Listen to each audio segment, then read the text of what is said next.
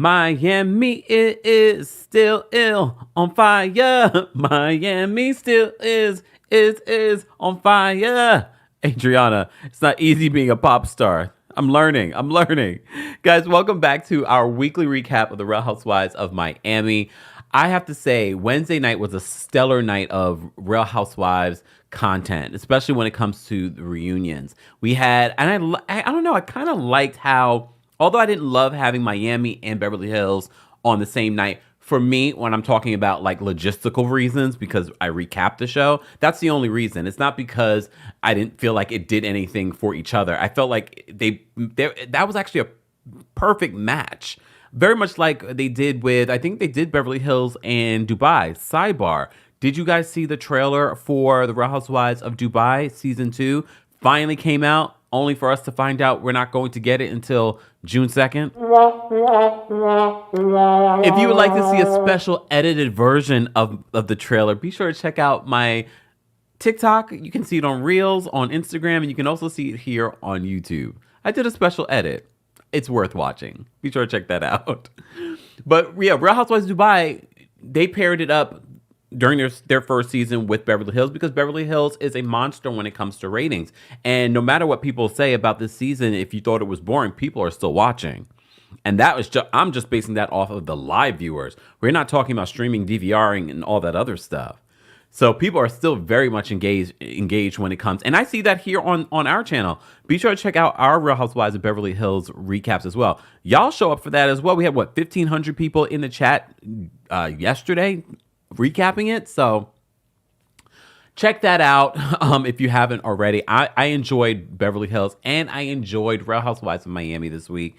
I know a lot of what they're talking about in the world of a lot of things going on, them fighting about certain things. You're like, this is so petty, but we do not watch Real Housewives or reality television for our news, okay? We don't expect too much from them. Every once in a while, we can be pleasantly surprised and learn and grow. That is the beauty of reality. And we will have some of that, especially in the season of the Real Housewives of Miami. And when we talk about Gertie's cancer journey, we're going to get into it. But first, y'all know what to do. Don't forget to like the video. Don't forget to share the video. And before I forget anything else, I will be in Philadelphia. I'm coming to City Winery March 7th. Have you gotten your tickets yet?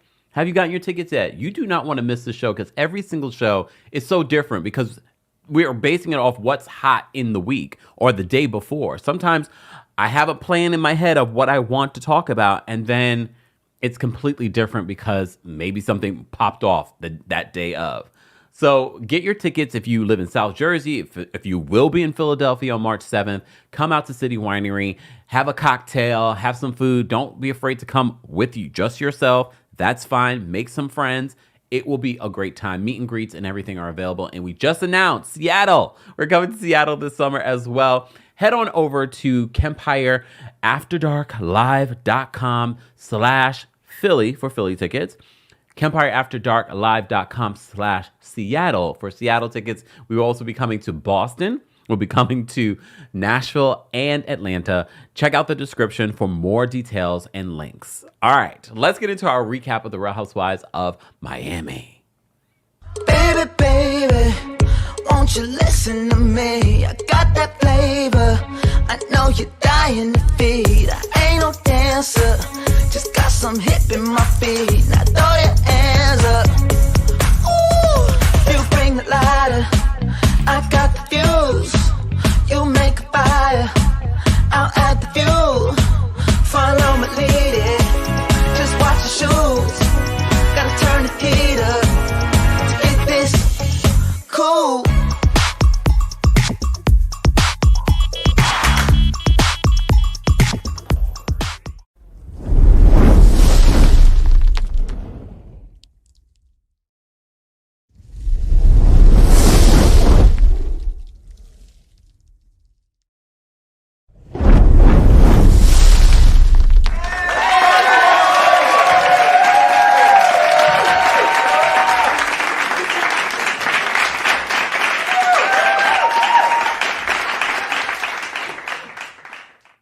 Welcome back to the Kempire channel, your number one source for pop culture news and music, entertainment, reality TV, and so much more. I feel like I got a lot of energy. Maybe it's because I watched The Real Housewives of Miami twice. Oh, I just remembered a new episode of The Traitors is now available. No spoilers. No spoilers in the chat. You put any spoilers in the chat, you will be eliminated. You will be murdered. I'm kidding. Calm down, YouTube. Calm down. I'm joking. I'm being facetious. Let me stop. Okay. So at any reunion, they always start off with, seeing the ladies arrive into New York. I get it. I think because Andy Cohen is the host, so they have all the ladies fly in, but that never used to be the thing. Andy used to go to the cities. And I get it. Maybe it's cheaper to bring everyone here. I'm not sure about that. But it would have been amazing. Or at least give us a set, very much like what we got in Beverly Hills. Again, budgets are different on every show. But can you imagine a same sort of like set that we get on Beverly Hills for Miami? Or at least actually be in Miami on some sort of, I'm just trying to envision them outside and, I don't know. That's the thing, too. You don't have to necessarily bring them to Miami. You could create that like we did in OC and what we did with Beverly Hills this year. But again, every city has a different budget. And I know some of you are like, but why can't they do it? Every city, every production company has a different budget. And it's based off of what has been allotted, based off, popularity of the show, also affects advertising dollars. How much are the housewives making? All of that. You didn't come here for this, but I'm just painting the picture for you guys. Every city has a different budget. Hence why they allegedly said they couldn't bring Phaedra back last season to Real Housewives of Atlanta because they didn't have it in their budget. When you have someone like Candy making $2 million allegedly, it affects the budget and it affects how much has been allotted to that particular show. And they had it in their budget for Married to Medicine. How did we get on budgets? Because I'm talking about the reunion, all right? And the reunion set, okay? So the ladies are arriving for the reunion. I'm loving. Remember, I pointed out, I don't remember when I did it. It could have been this season or maybe last season. Because originally, when Kiki was introduced to the group, she was introduced as Gertie's friend. But we didn't really notice their relationship on the show. It felt like they were almost separated, and Kiki had a better friendship with Larsa. And as we've gotten to know more about Kiki, we're like, how does that friendship work? And maybe it works because Kiki is out and, it's single and fun. So Larsa was single at one point. So Kiki was that good friend to hang out with and go to parties with. And she's a beautiful woman and she's young and she's vibrant. So I can see that she's probably sucking the youth out of Kiki for her own self. She's kind of like that. That's what I picture of this woman. That's why she looks. I have to give Larsa credit though. She looks gorgeous in this reunion. I look. It's not me twerking on the fence. I'm honest. I may not like her, but I think she honestly, based off of everyone live, because we talk about the pictures. You could take a good picture and they edit those pictures. The Facetune of it all.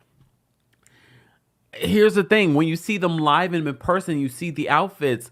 Not a lot of them are a little messy. Like a lot of them are falling apart. And it's what happened to poor Marisol's hair? Like we've seen Marisol look gorgeous in her confessionals this season.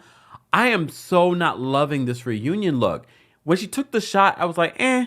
But seeing her in motion, like the way the bust is sort of like, it's like it's falling apart, the hair. Julia's outfit, it was giving high-end Peggy Bundy, but again, when you see it live and in person, it's not landing. Kiki's beautiful. Kiki is doing very well. Gorgeous skin, gorgeous hair, everything is snatched. But I will give it to Larsa. Larsa actually does look good in this reunion look. I mean, she does look like Magnificent a little bit. Well, not Magnificent, but you get what I'm saying. Like an evil witch. Like she sucked the youth out of someone, and that's why she looks so vibrant. Because if you look at some of the scenes from this season, I don't know if it was lighting or if it was fresh work. I don't know. But for the reunion, she looks snatched, and everything looks in place, and whoever did her makeup did a good job. Look, what did you guys think? now that we've seen them live and in person at the reunion.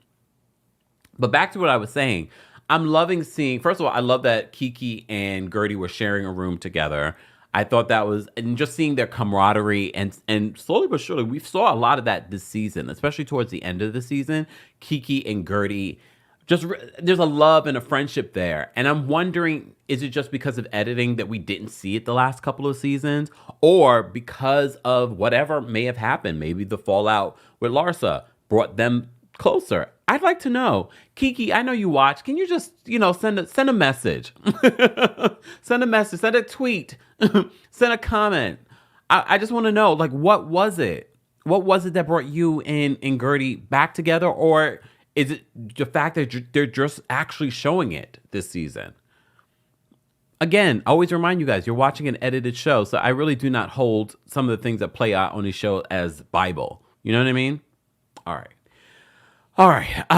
So at the top of the reunion, we see that, oh, Marcus, I did not expect Marcus. I guess part of me kind of expected Marcus to be a douche. And I'm not one to say douche like that. I'm not one to just, yeah, but he's a douche. He is such a douche. And he's a douche I'm going to say it one more time. He's trash like Lenny. From the top of this reunion, when he's backstage talking, he says to Andy Cohen, he says, like, these ladies wouldn't be able to do dishes in my dad's house. First of all, what kind of comment is that? Is that your way of saying that your father is better than all of that? And look, Michael Jordan is a billionaire, okay? And by the fact that he is the heir to the Air Jordan throne, I don't know. Here's the thing. He might be, quote, the heir. Doesn't mean that Michael Jordan is leaving everything to his children. Some of these billionaires have said, I'm not leaving a dime to my kids. I'm not saying that's what Michael Jordan has said. But regardless of that, I don't care who your father is. I need to know who you are. And based on the word on the street is you are literally a Nepo baby. Someone that has been trying to make a name for yourself. And now you've come to reality television with a fake relationship to make it seem as if to become a name for yourself. But here's the thing. You became a name for yourself. And now we're calling you Marcus Douche Jordan. Your father worked his butt off for the name that he has. What have you done? And look, I'm okay with Nepo babies, you know what I mean?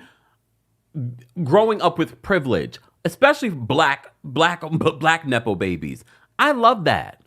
I want to see a Blue Ivy living their best life. I just saw video footage of, oh my goodness, Will Smith's daughter, Willow, and Halle Bailey at front row, I think at the Off-White fashion show. And I said, yes, this is what I like to see. Young black, heirs. Look, heirs. Look, I mean, Halle's not necessarily heir, but she will be.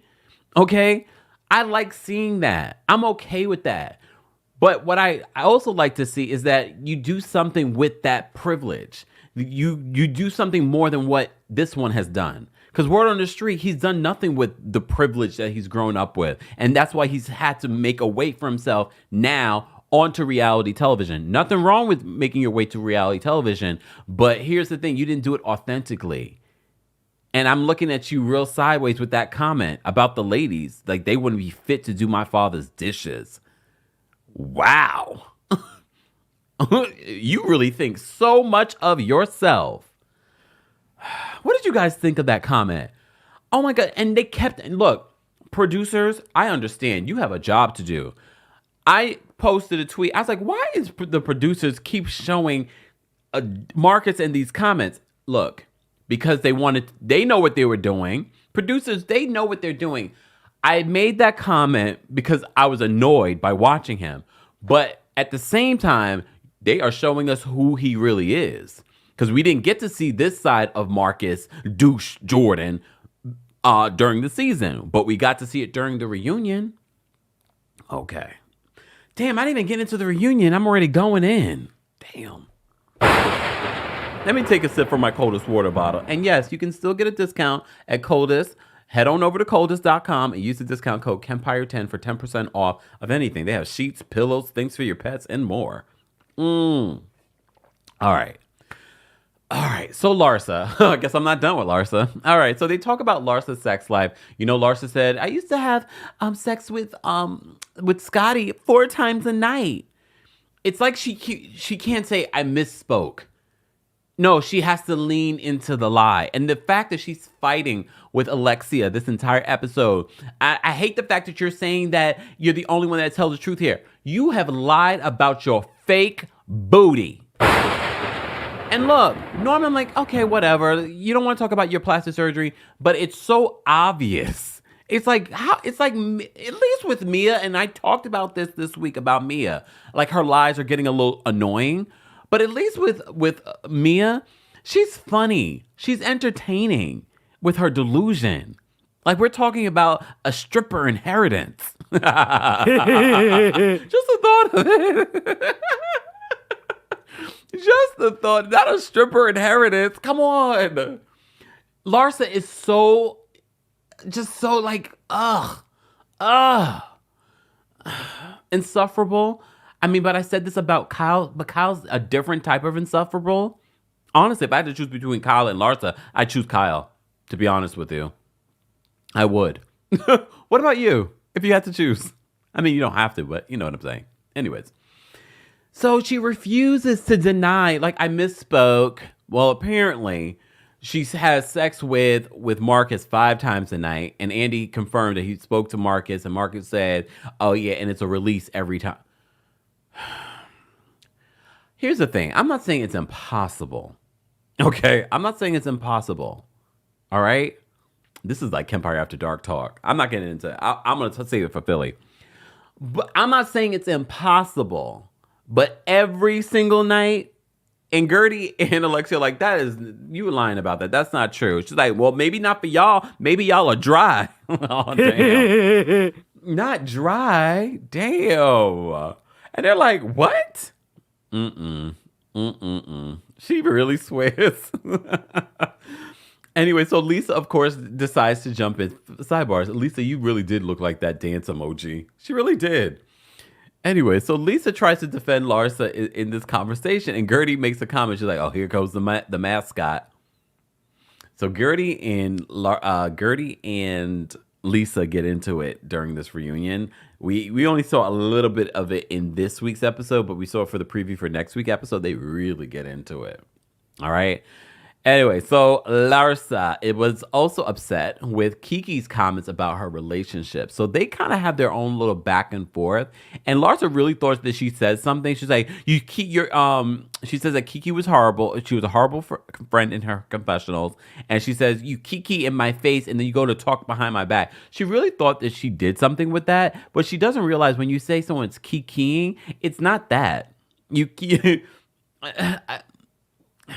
Anyway, she thought that comment landed, and it really didn't. It didn't. You Kiki in my face and then talk ish about my back, behind my back. I was like, girl, whatever, Larsa. But they do have a little bit of a back and forth in regards to what their friendship was, and she didn't like what Kiki was saying in her confessionals. And it seemed as if in this moment that they made peace, only for them to be having a little bit of a back and forth on in interviews and things like that. All right. But Marcus says behind the scenes, he's like, don't hate on our love. Don't hate on our love. Marcus, ain't nobody hating on your love. Ain't nobody hating on your love, you douche. He's like, don't hate on our love. So they also talk about Michael Jordan and the comment that he made to the paparazzi about not approving of their relationship. Julia uses her own sports analogy because, as you know, she's married to Martina, and Martina's in the sports world. So she's like, well, if it was, let's say it was my competitor's child that I was dating, it's something like that. And Marcus is backstage when Andy says, oh, that's a good analogy. And like Marcus is like, no, it wasn't. It was actually. I mean, if you know tennis. We also found out that Michael Jordan apparently watches the show. Here's the thing. Larsa, you lie about the silliest things, so I wouldn't be surprised that you're lying about this. Do I believe that Michael Jordan is watching The Real Housewives of Miami? No, I don't, actually. Look, I really don't. Has he watched a clip? Maybe he saw a scene. He wanted to see his son on the show. Yes. Is he watching the entire show? Probably not. Probably not. But you never know. Look, you never know who are fans of The Real Housewives. I just don't think he's watching. Especially not your scenes, Larsa. Anyway, so Adriana, Adriana is necessary for the show. Don't get me wrong. She's necessarily messy for the show. All right, so she accuses Marisol of reaching out to Bravo accounts to attack her. And she gives Andy receipts on a conversation that she had. So the group starts chiming in. Julia points out all the times that Marisol has been the common denominator when it comes to some of the rumors over the last couple of seasons. I do believe that Marisol stirs the pot behind the scenes. Remember, she worked in PR the same way that she was calling out Larsa for this fake relationship recently. I do believe that Marisol does the same within this group. We saw it since her return and what she was doing with Dr. Nicole. Dr. Nicole points out the difference between what Julia, because they brought up the fact that Julia this season was a big pot stirrer. And Dr. Nicole points out, she was like, well, here's the difference. Julia is holding people accountable. She's bringing out facts. Marisol is hearing a rumor and running with the rumor. I have to say, Dr. Nicole, pregnant and all, she was very, very verbose during the reunion. Like, she was explaining things. She was, and just effortlessly, not like she had to work or do anything. Honestly, as the pregnant person on the cast, I think people give you a pass, Dr. Nicole. You really don't have to say much, but that's just naturally who she is. So she's just sort of like, well, here's this. I have to give it, maybe because she's probably like the best articulated, it's articulated even a word? I'm making up words. It's okay. But she's like the most articulate person on this cast. Let's be honest. Besides like Adriana is very smart. That's why sometimes when I'm like, Adriana, you want to be a pop star? You're so, like, she's very smart. I don't think people even realize how smart Adriana is. Like education-wise too. Common sense too. Adriana is no slump, okay? But Dr. Nicole is, I love the fact that she's explaining and bringing up facts. She's also a Virgo. So this is why she's able to be like, well, this, and this. And I'm like, and I honestly only noticed this after watching it a second time. Because, you know, I've been not critical of Dr. Nicole. I do like Dr. Nicole. But I also feel like people hype her up bigger than she actually is on the show. You know how the Bravo universe loves to do that. I like Dr. Nicole. Don't get me wrong. But I feel like they made like, oh, she's the queen of Miami. And I'm like, I like her. And I think she's a great newbie. I wouldn't see her. I don't want to see her go. And she's also bringing that, you know, what you guys like to see in Miami. But I really saw it in this moment. I was just like, we need a Dr. Nicole because she helps articulate things that people aren't able to do. You know, and honestly, she's not the shadiest. Like, she doesn't have like those really shady well, no, she kind of does. But she's able to go there with them. And I like that. As someone that, you know, watches this show and I see some people that kind of stumble on being shady and not able to do that or not able to really stand on their point and bring facts, I can appreciate that about Dr. Nicole. And she didn't have to do it this season. She could have just rested, holding her belly like this. We're like rubbing the belly. And for those that are listening to this, don't forget, guys, you can take our live recaps on the go and special episodes. You're always getting really cool special episodes on the podcast, like the one that we dropped yesterday with Layla Lynn, Grace Report, and attorney Stephanie Nicholas. We broke down the Diddy case. We talked about Simon Gobadia and in his legal situation recently. And we talked some Real Housewives of Potomac as well. So be sure to subscribe to the Kempire podcast if you haven't already. All right. So back to this. Adriana is accusing Marisol of, you know, trying to ruin her and, you know, have people attack her on social media. All right. So there's a lot of back and forth. Adriana and Marisol, when we thought things were good with them, things are not so good with them. All right.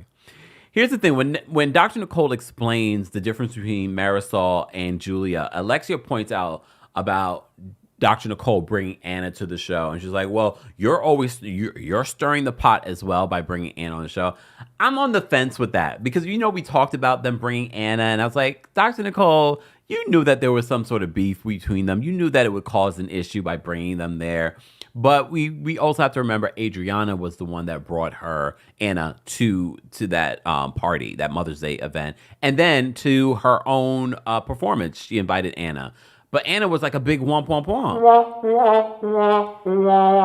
Yeah, we didn't really get much from her. All right, from her, we got more from her interview on Behind the Velvet Rope with David Yontif. Just saying. Anyways, I say all that to say, Alexia. So we get to, go through what Alexia went through during the season. Of course, she's talking about how Frankie is more independent now. He's become very, very, very independent, which we love. And I think part of the reason why he's been able to make these progressions is because of being on the show and the Demoya Foundation reaching out to Alexia. And I love that for him because I think if she wasn't on the show, she would have allowed Frankie to be dependent on her for forever. The same way that she sort of coddles Peter, but Peter's different. Frankie needs this sort of structure for his mental health and for his future. So I'm so happy about that. I really, really am. And I love seeing everyone's faces watching Frankie, get out the Uber and do things on his own. You could tell the cast really, like us, love Frankie. We also found an update in regards to the guardianship. We've been talking a lot about guardianship recently. This is an important detail for Frankie because God forbid something happens to Alexia, who will be his guardian. So they've already filled out the paperwork for Peter to step in, God forbid, if something were to happen to Alexia. Okay? So Peter, that means you need to really start getting your life together. I don't know what his life is like right now, but based on what we've heard, it's not 100% together. But just keep that in mind. Like, you have your brother to take care of. And I'm not saying that you wouldn't take care of your brother, but you also need to be prepared in order to take care of your brother. And I'm not just talking about monetary. I'm talking about because I also feel like you have low patience as well. And I know you've already helped with your brother and you help out with your brother now. But that's different than dealing 24/7 for the rest of your days. You know what I mean? Just saying. All right. So they then talk about why Todd didn't go to the party. And I was a little confused with Alexia's explanation because probably Alexia is not telling us 100% truth. Did Todd not want to come to this party because of the 9-minute video that he did for Anthony? Or was he avoiding Adriana? We have never gotten to the truth, but we do remember Adriana said that she ran into Todd on her way out of the building. Lisa was there, and Lisa confirmed what Adriana said. So I'm believing Adriana on this one, Alexia. But honestly, I don't even care. I understand why Todd might not want to film.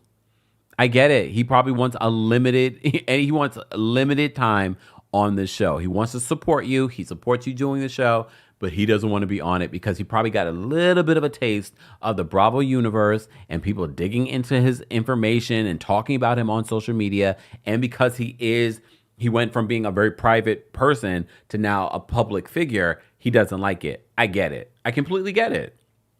And honestly, I'm not mad at Todd for that. I get it.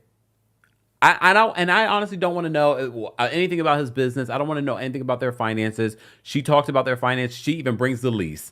And Dr. Cole's like, why did you bring the lease? We don't care. We don't need to see the lease. And it really doesn't prove anything about why you moved out of the house. She says she moved out of that house because they sold it. She says that there are no money issues. As you know, they went on a luxury Italian vacation. She bought a new car. Okay. I don't know what I believe. So, but Nicole points out to Alexia that she's very hypocritical. She expects certain things from the group, and she doesn't do the same in regards to respecting the group and not talking about the group in interviews and things like that. So, because Alexia was going off about, you got Adriana's talking about her. She thought they were good when she left New York City, but she's in interviews talking. And Andy even pointed out, Well, at the top of the season, you guys seem to be good. And she said, I was trying to keep an open mind. Julia told me to be open to it. I mean, I don't know. I do see how Alexia is hypocritical. I do see that. That's why I'm always sort of like, she's a Taurus? Oh, God. There are like no Tauruses that really represent us well on television. There's not a lot. There's maybe like one. Maybe like one. And I can't even think. Damn it. I just don't get it. I just don't get it. Anyways, but Dr. Cole points out the hypocrisy of it all. So, as I said to you guys before, Alexia also addresses Todd's finances. She brings Elise. Lisa and Nicole run to the bathroom.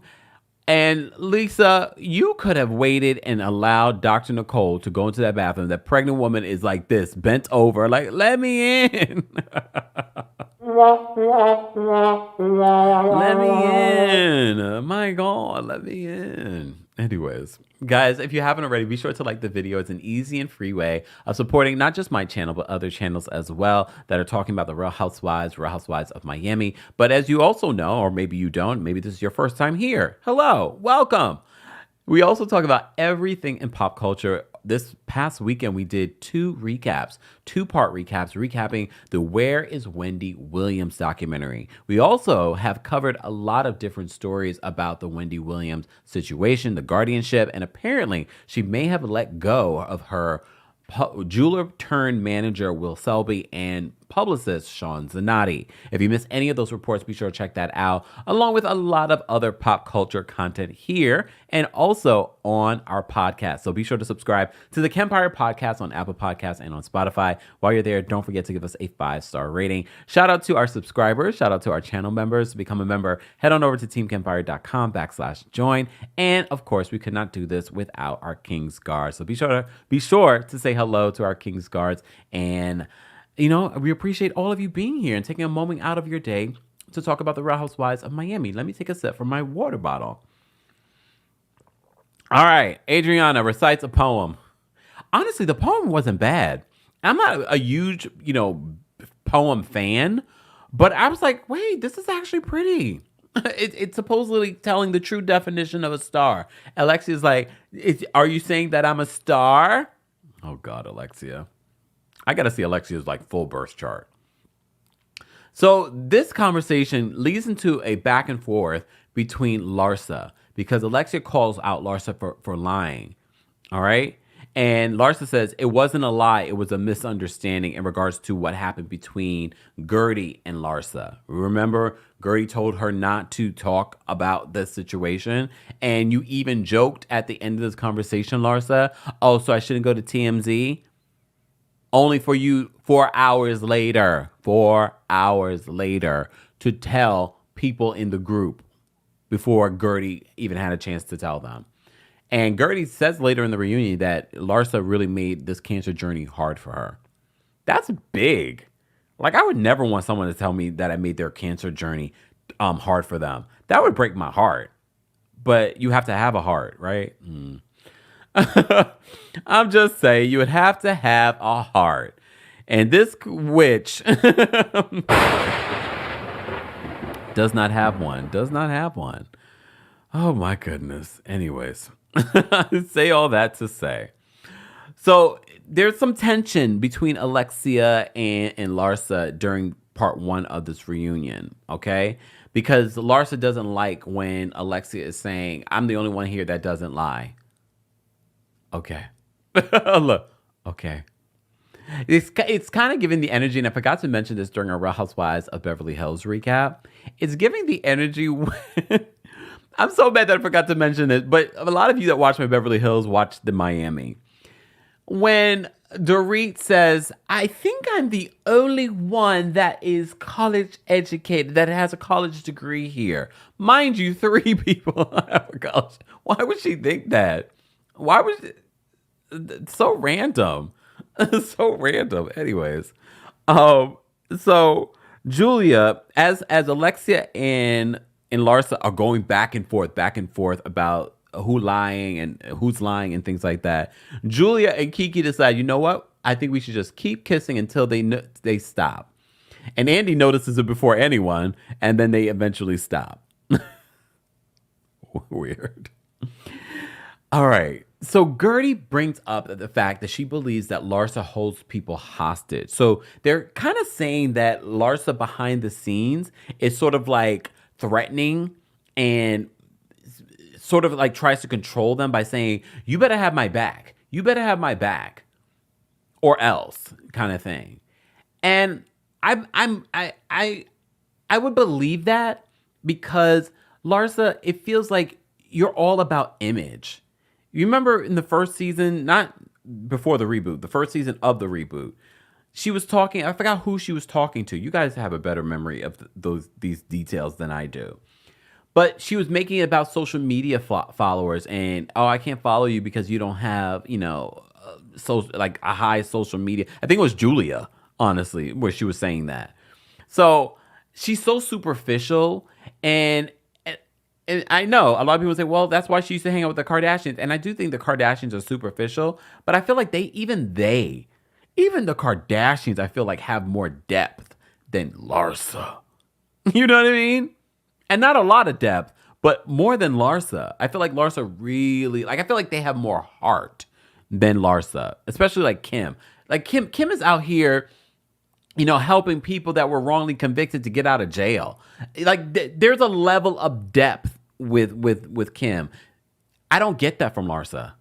You know what I'm saying? And I'm not saying that the Kardashians, look, this is no way endorsing the Kardashians. I'm just giving you a comparison. Okay. Oh, Lord. Lies! The lie! Whatever, okay? And see. All right. I say all that to say. So I believe that. So Gertie points that out. So Gertie asks Dr. Nicole, because they must have talked about this. It seemed very planned. Dr. Nicole to talk about something that happened between Larsa and Alexia. So apparently at Alexia's party, people were doing something. But I'm not surprised. It's Miami. Apparently they were doing illegal stuff. So much so that Dr. Nicole went and got a drug test. I guess maybe she was worried that it was going to come out on like the show, and she didn't want people to say anything. But remember, we have to remember, Dr. Nicole is a active anesthesiologist. Okay, she's working, so she doesn't she's put at risk being on the show, depending on what people decide to come out with. I'm kind of worried for her, though. I'm not worried, but because even if she lost her job, her husband makes good money. Well, not her husband yet. Her man makes good money, but she doesn't want to lose her job because I think very much like Dr. Tiffany Moon, she loves her job. Okay, but she's also very conscious. Don't try and do that stuff or ruin my reputation on the show. I have a real job outside of this that I actually value. All right. So she brings up that apparently Larsa threatened Alexia, saying that if you don't have my back, I'm going to call the press about this situation. Larsa said, apparently Larsa was saying that people were doing drugs at Alexia's wedding. And Alexia was like, well, I can't control what people are doing at my wedding. I mean, I can. Oh, hell no. If I found out that anybody that I invited to my wedding were doing stuff there, oh, it would be a problem. Because here's the thing, and especially for you, Alexia, being a public figure, if God forbid something went down at your party, you could be liable. You could get in trouble. Or not even get in trouble. It could end up being on the news. You know what I mean? Sort of like what? Alexia had this, that. You just never know. People really start to make up things and spin things. It could have really hurt Alexia and her reputation. Okay? But am I surprised at a Miami party? No, I'm not. This is why I stay in the house and mind my business. Moisturize, drink my water. And mind my business. All right, I have March 7th, I'll be in Philly. I'll go do my show, go back to the hotel, and then back to New York. Yeah, don't ask me to hang out. I'm not getting involved in nothing. Unless we're going out to eat. That's different. Anyways, just saying. All right. So then this is where the juicy stuff happens because this is the end of the part one of the reunion. Backstage, Marcus says, I was going crazy backstage. She's like, you were going crazy backstage? You were going crazy? You were going crazy? He's such a clown. He's such a guy. I was going crazy back. Where are the other husbands? Why is Marcus there? Oh, because all the other husbands probably have jobs that they had to be at. Just say, Marcus, you were the only husband there that we saw. None of the other husbands came, but Marcus made sure that he was there. She's like, he had to have my back. Okay. Well, Alexia finds Larsa. I think Alexia doesn't like to fight with people. Tauruses are not, look, if you're new here, we like to talk astrological signs. We're not combative people. We're not ones that want to have arguments. We also like peace. So I kind of got that Alexia didn't want there to be beef between her and Larsa. So she went back there trying to be silly. And she was like, hug me, Marcus. And then they start getting into a conversation about the lie and the wedding situation. So Larsa was like, well, the way that they recall the story on stage is not the way it happened. That the way they were trying to make me seem, that's not what it was. And Alexia was just like, no, that is what it was. That exactly is what it was. So they start getting heated backstage. And Andy Cohen's in his dressing room. And he's just like, I guess he went on an Instagram story. Do y'all hear that? Do y'all hear that? So I didn't realize who it was that was arguing at the time when he first did it. Yes, Andy, I still got to see the footage. I don't care if you block me. I still get to see the footage. Yay! Yay! Anyways, I say all that to say, this is how the reunion ends. And there is this fight between Larsa and Alexia, which is interesting because before they even started getting into it, they were sort of like, we love each other. There is no beef because they usually do get along. But we have seen in this season that there have been some moments. And honestly, it's more so from Larsa's side. Larsa seems very sensitive. Very sensitive. Surprising. Or not surprising. I don't know how I feel about Larsa possibly coming back next season. Obviously, she wants to come back next season. We did find out that didn't she say that she got rid of her Miami apartment? So maybe there's hope. Look, there's hope that she won't come back. Honestly, I don't want her to come back. Not because I don't think that Larsa is good for the show, because she's a good villain. I just don't want to see this fake relationship with Marcus. Because I know it's fake. I know it's contractual. And based off his behavior in this particular episode, I was like, I don't want to see this clown. I don't want to see this clown. It's become a circus, their relationship. A circus that I don't believe in or am inspired by. I don't like their scenes. Them acting this way at the reunion, yes, it's great for television, but at the same time, I'm like, I don't want to see this clown. Like, he looks ridiculous. And at the top of the reunion, making that comment, like, you're such a Nepo baby. And there's nothing wrong with being a Nepo baby. But when it turns out to be like Marcus, douchebag Jordan, yes, that's where it's a problem. That's where it's a problem. I say all that to say it was a great reunion. What did you guys think of the reunion? How would you rate the reunion from 1 to 10? I'm going to give it 10. I'm going to give it 10. I thought it was great. Everybody came to work. There was nobody just sitting there. Everybody came to work, and it's only going to get worse. And Lisa is going to show her true colors later in the episodes. Philly, you will be the first to hear my thoughts on Real Housewives of Miami. You will be the first next week when I am in your city, March 7th. I'll be at Philly. Head on over to KempireAfterDarkLive.com/Philly for your tickets. Have you gotten your tickets? Let me know in the comment section. Let me know in the live chat. Or let your friends know. Go send that text. You've been meaning to tell your friend to book our tickets for the Philly show. I'll be at City Winery in Philadelphia on March 7th. So I can't wait to have some Hot Topics talk, some Real Housewives of Potomac talk, we'll talk about Vanderpump Rules as well, because we've had some interesting, there's a lawsuit that just came out. Apparently, Raquel is suing. She's suing Ariana and Tom for revenge porn. Well, I mean, she has a point. However, why'd you wait so long? I don't know. I find that to be interesting. So we have a lot to discuss next week in Philadelphia. So I look forward to meeting all of you guys. We'll also be having meet and greets. Don't forget, we also will be coming to Boston. We just announced Seattle. We will be coming to Nashville and Atlanta. And I know a lot of you are already saying, come here, come here. We are working on it, y'all. I also don't love to leave my house. So the fact that I am traveling cross country, I don't mind the shows. It's like getting there for me. I like to be in the house, but I'm gonna do it. Look, whoa, Kempire, you'll be strong. Anyways, guys, if you have you liked the video yet? Huh? Have you? How many people are here?